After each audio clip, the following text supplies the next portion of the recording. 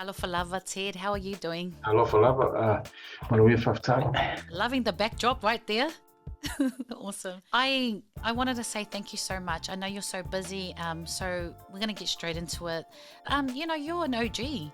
Like I've seen you so many times, like in court, not for me, for others. So can you share with our listeners a little bit about your backstory? And also, a lot of us know you from your other original name, Te Whaleato. Basically, my grandparents and my father moved over here back in the 50s. I was born in 1960. Um, Originally, I think I lived for about a year in Ponsonby. Everyone lived in Ponsonby when they came from the islands back then. And then my parents moved out to Otara in 61, and then I basically lived there since then. Then I went to university, um, Auckland University. Started at Flatbush Primary, just down the road. Funny thing was, I remember back in the late 70s when I was at university, started back in 78, yeah. University, there were only about five Pacific Island people going to Auckland University. We used to pretty much catch the same 497 bus to the city all the time. But we knew everybody by sight because there weren't many of us. You people have a different world now because when we started, there weren't any nightclubs for island people. It was all just the old socials with all the fob people, they're calling them, from the islands, and different sort of people. It was all church socials, and there were so few people. All the churches had one meeting in Grey Lynn of all the different church things for their sports once a year. Things changed now. I mean, I was out of the country for a little while, came back in about 87. I couldn't believe what happened. There were so many young island people. When I went to school, like at Papatoa Intermediate, there were like about 5 island people, and that was about it. I think a lot of them went to De La Salle, but there weren't many young island people at all. Suddenly I came back, there's island people. There were so many young island people, they've even got nightclubs full of them and parties, and I thought, wow, because we never had that many island people. I remember we used to have, like, when I went to Papatoa Intermediate, we used to have a situation where there were a whole lot of Maori gangs, the kids, and there were like about 3 or 4 of us island people. Yeah. But things have changed. And, that's old things. So anyway, so I got my degrees, law, arts, sciences, molecular genetics, virology, and science, and psychology, etc., including Pacific studies, Maori studies, basically everything. Then, of course, I got my law degree. I was living in England for a while, living out in the outback in Australia. Lived in Samoa a couple of times. It was quite interesting. Then I came back and got involved in community. I was elected on the Otara Community Board back in about 93. And then I was also chairman of the Pacific Island Advisory Committee. I've been on millions of committees, all the different law societies, New Zealand Law Society, Auckland District Law Society, and when I was in Samoa, I was also on the Samoa Law Society. It's quite interesting. But in all that time, things haven't changed. I remember when we had to fight the council, and I managed to get a petition and force the council about 95 to give us a rec centre in Otara because they just wouldn't share the resources. But we got together with all the Hillary College, Tangaroa College. I was board of trustee, deputy chair for both of them at the same time. I was trying to find out what's wrong with our education system to help. And so we got that going. And even now, I mean, look at the resources out in South Auckland. You don't see any big parks like Eden Park. You don't see any great resources out for our kids. And nothing really changes. You got highest unemployment, highest gang activity, still the most young people. Whichever negative factor it's plonked out there in South Auckland, we get it. And it's about time that we change things. I think it's about time that we said, look, we've had enough. We keep voting for various parties, and they're two sides of the same coin. In the end, nothing changes. This is it. Everybody's rediscovering some of their cultural heritage. What happened is when my grandfather came from Samoa, his real surname was Johnston. My father's father's father was actually African American. He came from the States. And when he came to New Zealand to immigrate into New Zealand under their policies at the time, he used his Samoan Matai name, Whaleato, because I've got my Thai names too. Leifi Manaya from Lalamanu, Avauli from Salani village, from the Fuimono family. And I've also got Almua from Falialupo on the other side from my wife's family. But I've got a lot of, we've all got lots of titles there and lots of links. But what happened is this. My grandfather always wanted my father to go back to use his father's name. And so I'm honoring that. Now my father is gone and my grandfather's gone. I think it's time to go back to use our real name.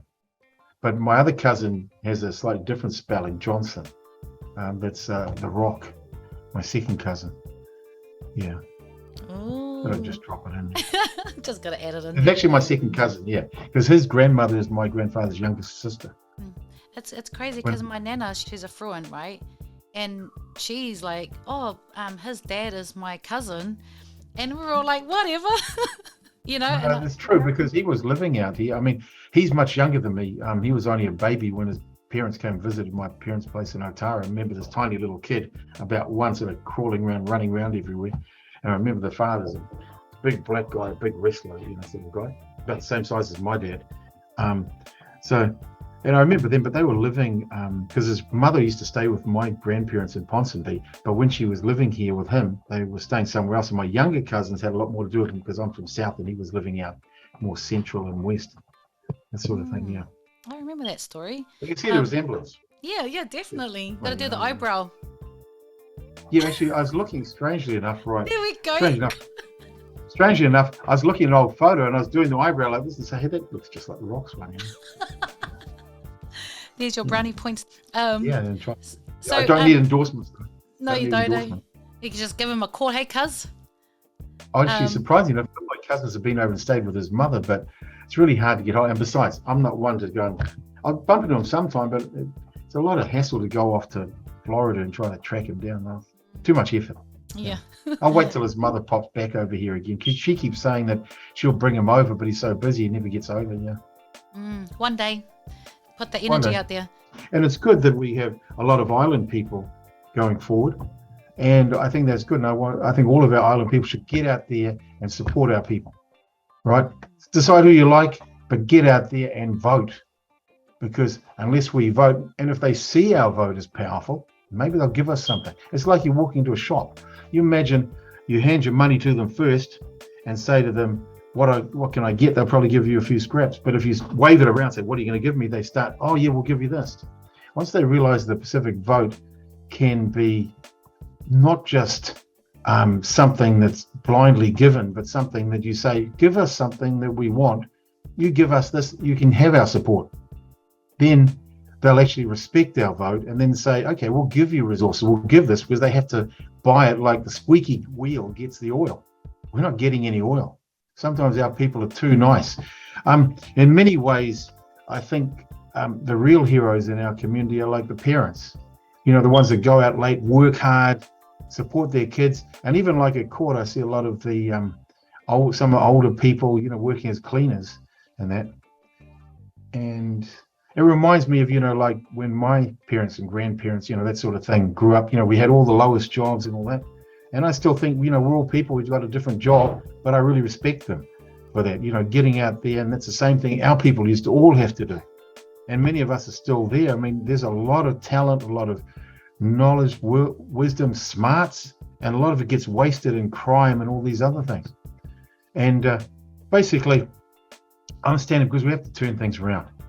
And we've got serious problems here: cost of living prices, congestion, for another thing, homelessness, housing problems, the cost of living, the government, etc. Even council isn't doing that much. I mean, look what they're doing now. They waste so much of our money. In Drury, for example, the developers want to build housing for 25,000 people. One of our biggest problems is the cost of living, because our biggest cost is the cost of accommodation now. It's insane. My mother's house 10 years ago, you'd be lucky to get 75,000 in Otara. Now it's worth probably $1 million plus. That's crazy. How can anyone afford $1 million mortgages? When we fill out legal aid forms at court, they say, do you own a house? We just look at each other and laugh, going, who owns a house? Are they kidding? What, is this some kind of joke? And then someone says yes, and I say, how the heck did you do that? how'd you get a house? Oh, I got it from my parents or something. I said, wow, pretty amazing. You really achieved something in life. Yeah. So I'm standing because we need a lot of improvements, even like the wastage of money. The council here wants to spend 14.9 billion connecting Britomart off to the airport. 14.9 billion, but I've told them many times, it's 7 kilometers from Puanui to the airport. You could build a rail there, connect it instantly, and save about nearly 15 billion and spend it on something else. Our problem is there's no solutions to a lot of the candidates. They want to throw money at things. They want to throw band-aids and various things, but they don't have a plan. They don't have a solution. The difference is I have solutions. Like, for example, the only solution to congestion is this. Our problem is constantly increasing population. What is it, 1.4, 1.5 million now? It'll probably be 1.7 in another 3 years. And it's going to keep increasing. And we've got a lot of bottlenecks. We've got roads that can only be expanded so far. The only thing that can move that volume of people and packet them through is rail. Now, we've actually got, looking at the plans of rail, it's actually quite good. The problem is that it's linked by buses. For example, Manukau through Botany off to Penrose would be great, except when you look at it, it's actually buses on the same roads as cars, more congestion. North Shore hasn't been connected, needs to be connected to the South Shore, the Britomart, and also should be connected out west. What we need to do is also connect that little thing, like I said, to the airport, and also connect Onehunga to Penrose. And then you've got actually a really good system where you've got a central city ring system, both directions. You run them at 10 minutes apart, non-stop, then people will move fast. No one will get out of their cars.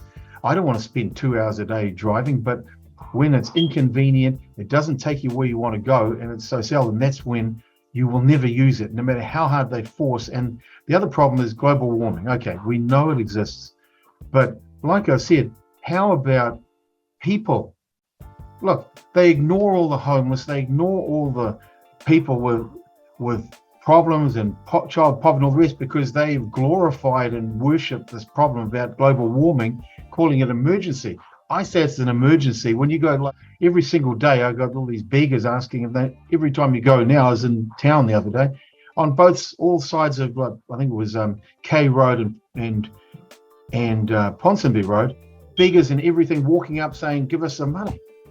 And you've got the CBD as well with homeless people sleeping there, people scared of going there, etc. Well, I think that's our real emergency. I say people, people, people first.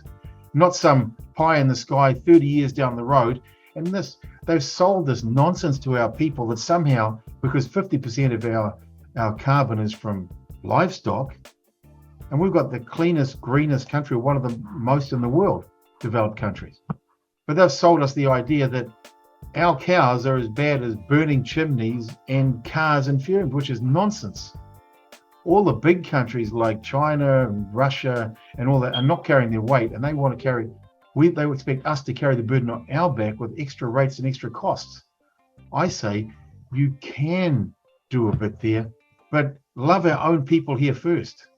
Look after our people, is what I'm saying. And every time we hear they want to cut parking, why do they want to cut parking? If you take a look at the unitary plan they always talk about, section E27 transport, they say controlling the number of parks, limiting the number of parks can actually control the number and lessen the number of commuter travel, the amount of commuter travel. In other words, they think if they don't let you park, you can't use your cars, therefore you'll stop traveling in your car. Well, it won't work like that, because if you've got nothing else to travel in, you're going to keep using your car. I also want no further congestion tax, no further regional tax usage. I want no further tax for global warming. I mean, how many people have you seen sell their beachfront properties around here because they're scared of global warming? Nobody. That's the reality. They sell it to us while they're busy off doing their own thing, spending their money. And we carry the can. So what I'm saying is stop worshipping global warming and start caring about our people. And there are other people that care, but the problem is even like local government, we have also central government, because I'm also the co-leader, effectively leader of, because whenever either of us speak, it's like a Matai title, we are the leader. So I'll just call myself leader rather than, so leader of the New Conservative Party. And what we're saying is that we're a new party that's trying to look after people. We don't tolerate bullying. We're trying to help everybody. And the problem is the government, whether it's Labour or National, we always vote against what we want instead of voting for what we want. And a lot of our problems, of course, even for the council, are caused by the government now forcing infill housing. But if you've seen Otara and all this place, you know they've been infill housing with Housing New Zealand for a long time before this came in. We used to have a lot of flat areas and people have room. Suddenly you pile them all high. How long before people are scared to walk out in their corridor and the lifts don't work? You get a whole lot of poor people together and then there'll be crime. Not saying that it's bad being poor, but when poverty is the greatest driver of crime. I've lived in other countries like England. They're all in areas like East End and South London. They're all European people. They're all English. But crime is magnified by their poverty, not because of their ethnicity. And we're always told that Pacific Island people, Maori people, the reason is, where is the poverty here? And that's the real problem. If our kids, so many of our kids, and that's what I've been saying for a long time, it's the greatest tragedy here for our Pacific Island race, that so many of our young people grow up poor, grow up underprivileged. What chance do they have compared to everyone else? No one else needs to go. Well, if you will live in a well-off area, you don't need to go and bust into a store to go get some cigarettes or something because you've got the money. I'm not saying that they should do that, but the temptation is greatly decreased when they've got opportunities, when they've got other things to do. So for the Mayoralty, I'm saying, look, we can repair the thing. None of the other candidates are looking at any solutions. They say, I'll build a busway for 200 million. I'll throw some money over here. We'll make it free. But do you realize what happens when you make it free? Already they're cutting back services. They say it's because the bus drivers, there's no drivers. Yeah, sure. They already cut back from only Hunga to Britomart, and they've stopped at Newmarket because they can't afford it. They're running at a loss. They say they can't keep up services. Now, you imagine they lose 250 million a year by having no one paying fares. You've got to improve the service. I'd say half price fares and try to improve it, because I'd rather work like McDonald's. Have 10 times the number of people paying half, you make far more money, and improve it. But that's not the people I'm really after. I want the people, the younger people, who think, I want change. I want to do things. I don't want the things the way they've always been. I want a fair deal for all of us. I don't want the same thing that my grandfather had, that my father had, that I have, and hand it on to my kids. I want to make a better world, and I want to improve things. And that's what the mayor has to do. The mayor does have a lot of power. And not just the mayor, but also in Parliament. We will never get anywhere until we stand up on our own feet and demand it, and have a voice to demand it. And there are no other proper opportunities to have our voices. Get involved in possibly local body, and you can speak and be heard. In Parliament, it's a different matter. If you're in a big party, forget it. But if you're in a little party, you've got a voice as long as you're in. So that's really what I stand for and what I aim for.